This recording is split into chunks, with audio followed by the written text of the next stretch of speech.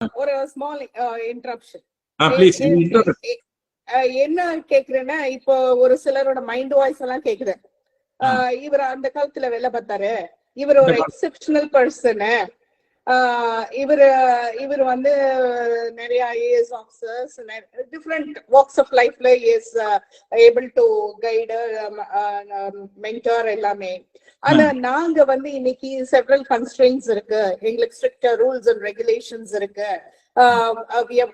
எனக்கு இந்த பிஆர் எழுதணும், எனக்கு இதெல்லாம் செய்யணும். இதையும் தாண்டி நான் வந்து எப்படி நீங்க சொன்ன மாதிரி how can I be a very successful employment person, not only in the capacity of a DO மட்டும் நான் கேட்கல, even maybe it can be a junior assistant or an assistant.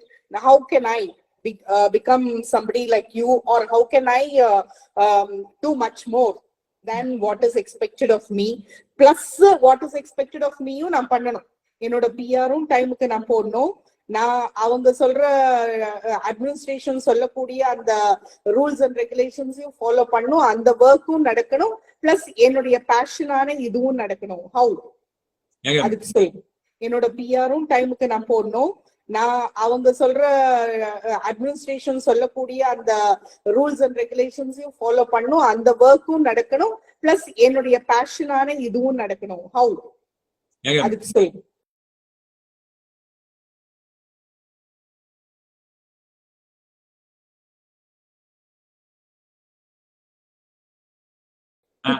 வந்து பாருங்க, முந்தி வந்து ரிஜிஸ்டர் பிசிக்கலா நம்ம ரிஜிஸ்டர் பண்ணுவோம். எத்தனை பேர் கூட்டம் வருவாங்க அப்ப எல்லாருமே என்ன பண்ணுவாங்க, மத்தியானம் வரைக்கும் பாத்தீங்கன்னா 1000 பேரை நேரடியா பதில் சொல்ல வேண்டியது, என்ட்ரி போட வேண்டியது, பிசிக்கல் ஒர்க் நிறைய இருந்துட்டே தான் இருந்தது முந்தி எல்லாம் வந்து பாத்தீங்கன்னா.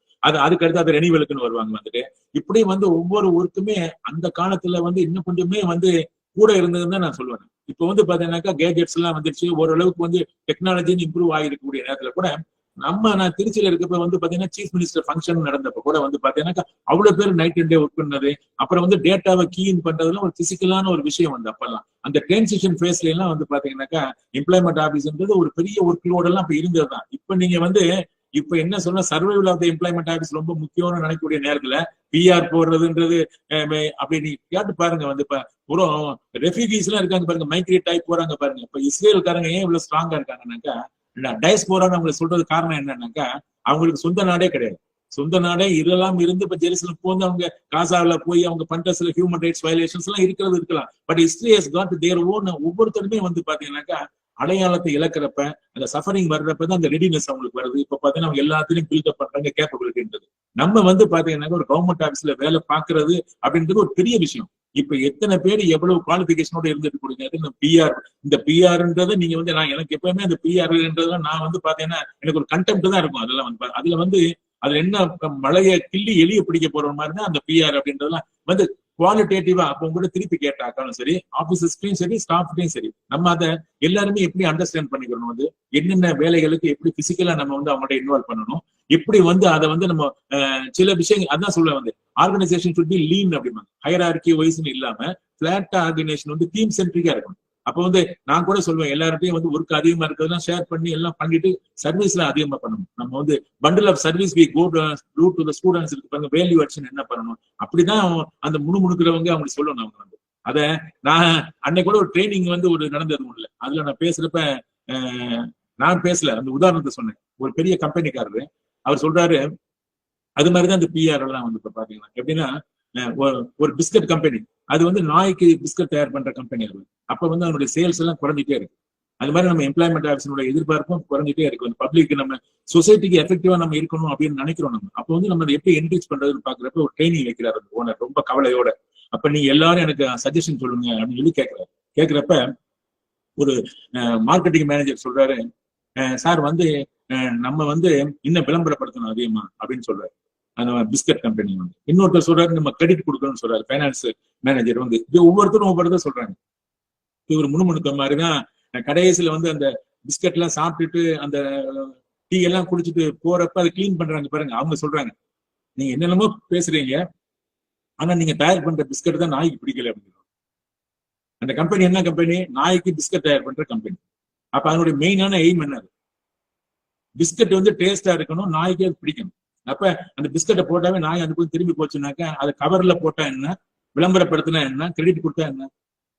கஸ்டமர் சென்ட்ரிக்கா எந்த ஒரு ஆர்கனைசேஷன் இருக்கோ that only will survive or perish. அதனால இப்பெல்லாம் நம்ம வந்து பாதுகாப்பா நம்ம வேலை வாய்ப்பு என்பது பாத்தீங்கன்னாக்கா இப்ப என்ன ஆயிடுச்சுனாக்கா லைஃப் டைம் எம்ப்ளாய்மெண்ட்ன்றது கவர்மெண்ட்ல தான் இருக்கு.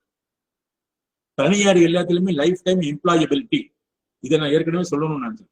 எம்ப்ளாயபிலிட்டின்னு என்னது? Only when you are suitable. இப்ப நீங்களே வந்து ஒவ்வொரு ஆளும் சொல்லணும், நான் வந்து எம்ப்ளாய்மெண்ட் ஆஃபீஸ்ல வேலை பார்க்கறதுக்கு சூட்டபிள் அப்படின்னு ஒவ்வொரு ஆளும் சொல்லுங்க. இந்த வேலையெல்லாம் நான் பண்றேன், இந்த வேலையை அடிஷனலா கொண்டு வரேன் நான், அதனால எனக்கு இவ்வளவு சம்பளம் கொடுக்கணும், இவ்வளவு வேலை பார்க்கணும்னு யார் சொல்ல முடியும்? நமக்கு வந்து பாதுகாப்பான வேலை, அதனால நமக்கு வந்து இன்கிரிமெண்ட் வரல, லீவ் வரல, ரைட்ஸ். எத்தனை பேர் வந்து பாத்தீங்கன்னாக்கா அட்ரிஷன் ரேட்ன்றது நிறைய இடங்கள்ல லட்சக்கணக்கா சம்பாதிப்பாங்க. யூஎஸ்ல கூட அடுத்த நிமிஷமே அவங்களை ஹையர் அண்ட் ஃபயர்லாம். அந்த மாதிரி இருக்கக்கூடிய அந்த சோஃபோக்லியல் ஸ்வேர்டுன்னு சொல்லுவாங்க, ஒரு கத்தி வந்து நம்ம உட்கார்ந்து இருக்க சேருக்கு மேல தொங்கிட்டே இருக்கும், அது முடியல கட்டியிருக்கும், எப்ப வேணாலும் கீழே விடும்.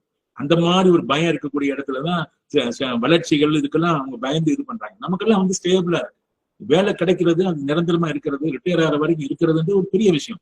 அப்ப நம்ம எப்படி எல்லாம் வந்து நம்மளை இம்ப்ரூவ் பண்ணிக்கலாம். ஒவ்வொரு ஆளும் நம்ம வந்து அதான் சொல்றேன், நான் எல்லாருமே சேர்ந்து கலெக்டிவ் வில்லுன்னு ஒரு ஆர்கனைசேஷன்ல இருக்கணும். ஒவ்வொரு டிபார்ட்மெண்ட், ஒவ்வொரு எம்ப்ளாய்மெண்ட் ஆஃபீஸ்லயும் வந்து பாத்தீங்கன்னாக்கா அந்த ஒரு கல்ச்சர் நமக்கு வரணும். தனித்தனியா ஒவ்வொருத்தரும் வந்து பாத்தீங்கன்னாக்கா நம்மளுக்கு தெரியாம நிறைய விஷயங்களுக்கு நம்ம கொடுத்து வச்சிருக்கோம். நம்ம வந்து எந்த வேலை பார்த்தாலும் உங்களுக்கு திறமை இருந்தா இந்த நீங்க டிபார்ட்மெண்ட் எக்ஸாமோ வேற ஏதாவது எழுதுறது, வெளியே போறது. நான் கூட பிஎஃப்ல வேலை பார்த்தேன். அப்ப இருந்தாலும் எனக்கு அடையாளம் வேணும்னா நான் தான் தேடணும். அது போக என்ன பண்ண, சில பேர் you can ride on hobby horse. சில பேருக்கு வந்து அந்த வேலை வந்து ஓரளவுக்கு பாதுகாப்பு, சம்பளம், அக்கறையா வேலை பார்ப்பாங்க, மீதி நேரம் இருக்கும். அப்ப வந்து ஒரு எழுத்த ரைட்டிங் ஸ்கில்ஸை வச்சுட்டு அவங்க வந்து இது பண்ணலாம். எத்தனையோ பேர் பேரலல் கேரியர்ஸ் எல்லாம் இருக்கு. பெரிய பெரிய ஐஏஎஸ் ஆஃபீஸர் கூட வந்து கச்சேரி எல்லாம் கர்நாடிக் மியூசிக்ல நைட் வந்து அவங்க கச்சேரிக்கு போவாங்க, பகல்ல வந்து ஒரு ஐஏஎஸ் ஆஃபீஸர் இருப்பாங்க. தே வில் டூ அவங்களுடைய கேப்பபிலிட்டி வந்து டிஃபரெண்ட் ஆங்கிள் வந்து பல இடங்களுக்கு விசிட் பண்ணுவாங்க. அங்க போயிட்டு வந்து ஒரு டாக்குமெண்ட் மாதிரி எழுதுவாங்க, அந்த என்ன டிராவல் ஆக் மாதிரி. இது மாதிரி ஒவ்வொருத்தரும் அவங்கவுங்களுக்கு வந்து ஒரே வேலையில வந்து நம்ம வாழ்க்கையில் இருக்கக்கூடிய எல்லா விஷயத்தையும் பாக்குறதுக்குன்னு கான்ட்ராக்ட் எழுதியா நம்ம வந்து அந்த எம்ப்ளாய்மெண்ட் ஆஃபீஸ்ல உட்காந்துருக்கோம். நம்ம டிஃபைன் பண்ணணும் நம்ம ரோலை. முதல்ல வந்து இப்ப உங்களால சிலதை அச்சீவ் பண்ண முடியும்னா உங்க சில்ட்ரன் மூலியமா எப்படி அச்சீவ் பண்ணலாம், வாழ்க்கையில எவ்வளவு பெரிய விஷயங்கள் இருக்கு. அப்ப அந்த நம்ம வரக்கூடிய பயனை வந்து எப்படி வந்து கைட் பண்றது நம்ம பண்ணலாம் அப்படின்னு ஒரு ஓஏல இருந்து எல்லாருமே நம்ம நம்ம நம்ம என்ன நினைக்கிறோம்னாக்கா அன்புக்கு வந்து ரோலே கிடையாது, அது வந்து ஹைரார்க்கியே கிடையாது, யாரு வேணாலும் அன்பா இருக்க முடியும். அப்படி ஒரு சிரிப்பு சிரிச்சுட்டு வந்தக்கூடிய வேலை பார்க்க பதிய வந்த ஆளையோ இவங்களையோ பாக்குறப்ப நிச்சயமா சார் அவர் எனக்கு வந்து ரொம்ப அக்கறையா உதவி பண்ணார் சார் அப்படின்னு ஞாபகப்படுத்தக்கூடிய ஸ்டாஃப் எத்தனையோ பேர் இருக்காங்க அந்த மாதிரி. அப்ப அவங்க உங்களுக்கு இருக்க திறமையை அவங்க ஐடென்டிஃபை பண்ணணும். அதை வந்து அவங்க வந்து சில பேர் பாத்தீங்கன்னா, நான் பேப்பர் கட்டிங்கன்னா நிறைய நம்ம திருச்சி ஆபீஸ்ல வந்து மவுண்ட் பண்ண சொல்லுவேன். சில பேர் பாத்தீங்கன்னா நீட்டா அதை கட் பண்ணுவாங்க, நீட்டா பைண்ட் பண்ணி கொடுப்பாங்க. தேர் வெரி இம்பார்ட்டன்ட். ஒவ்வொருத்தருக்கும் ஒரு சிருஷ்டியில வந்து நோ ஒன் இஸ் ரிடண்டன்ட், ஆனா they never know that they are capable.